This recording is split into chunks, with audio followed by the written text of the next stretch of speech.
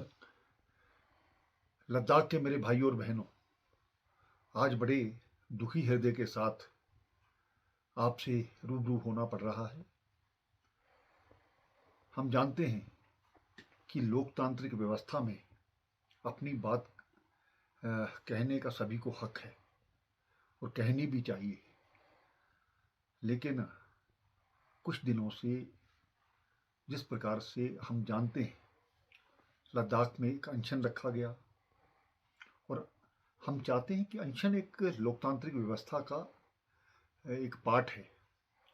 लेकिन पिछले एक दो दिनों से जिस प्रकार से लोगों को भड़काया जाना, नेपाल और बांग्लादेश के साथ उसकी तुलना करना, कुछ लोग हम आने वाले समय में आग लगा देंगे, ये कर देंगे, पोलिटिकल पार्टीज़ के ऑफिस को करेंगे, लोगों के घरों में जाकर के उनको मारेंगे। ये कौन सा तरीका है? इस प्रकार के जो तरीके हैं, इसको हम लोकतंत्र की व्यवस्था के खिलाफ मानते हैं। हम जानते हैं पिछले दिनों से जो एक मांगों को लेकर के बात चल रही है, केंद्र सरकार द्वारा इसकी बात मानी गई और ये कहा गया कि बातचीत को दोबारा से शुरुआत की जाएगी।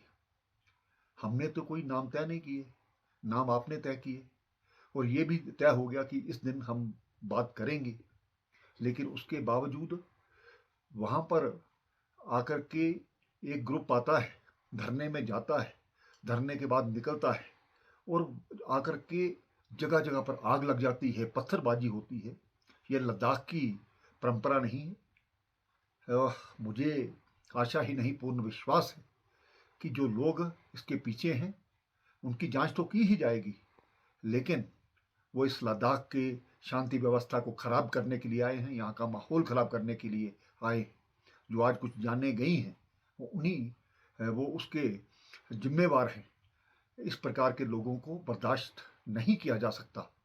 मैं एक बार ये जो लोग भड़का रहे थे, मैं शांति व्यवस्था की दोबारा से अपील करता हूँ और जिन लोगों ने आज के इस सभी व्यवस्था को खराब करने के लिए ये कोशिश की, जब हमने सुबह यहाँ पर सीआरपी पुलिस को डिप्लॉय किया था, सिर्फ ठीक है एक बंद का आह्वान किया गया उस व्यवस्था को बनाने के लिए, लॉ एंड ऑर्डर रखने के लिए। वहाँ पर हमारे सभी जो पुलिसकर्मी हैं उनके हाथ में लाठियाँ दी गई थी, लेकिन सीआरपीएफ के लोग गाड़ी के बीच में बैठे हैं और उनको जलाने का प्रयास किया जाता है। ये कहाँ का इंसाफ है? क्या हम अपने जवानों की जान इसी प्रकार से जाने देंगे? उसके बाद कुछ लोग डायरेक्टर जनरल पुलिस, जो कि यहाँ की लॉ एंड ऑर्डर को मेंटेन रखते हैं, कई वर्षों से यहाँ पर सेवा का काम कर रहे हैं, उनकी गाड़ी पर बड़े बड़े पत्थर मारे जाना, ये कहाँ का इंसाफ है? क्या इसके पीछे कोई साजिश करने वाले लोग नहीं हैं? मैं लद्दाख के शांति प्रिय लोगों से ये कहना चाहता हूँ, आप इस चीज़ को समझिए। कुछ लोग अपने मफाद के कारण से पूरे लद्दाख की जो सुरक्षा व्यवस्था है उनको खराब करने का प्रयास कर रहे हैं।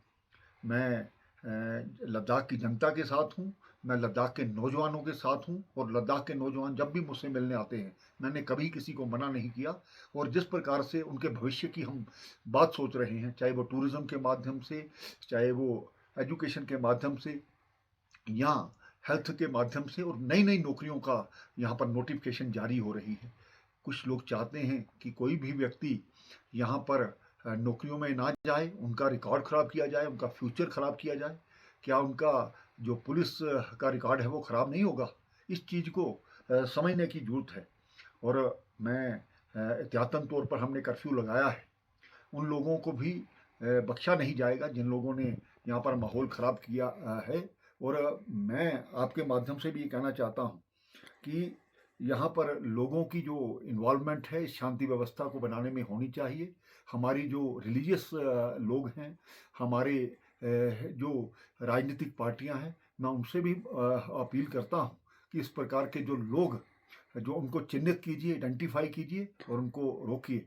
आओ हम सब मिलजुल करके लद्दाख में एक शांतिपूर्ण व्यवस्था को कायम करें, जो एहतियातन थोड़ा कर्फ्यू लगाया गया है।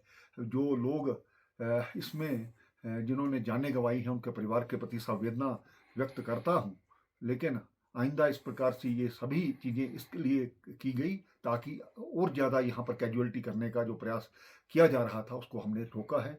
बहुत बहुत धन्यवाद। हम सब इसके बारे में सोचें और लद्दाख की शांति व्यवस्था बनाए रखें। धन्यवाद।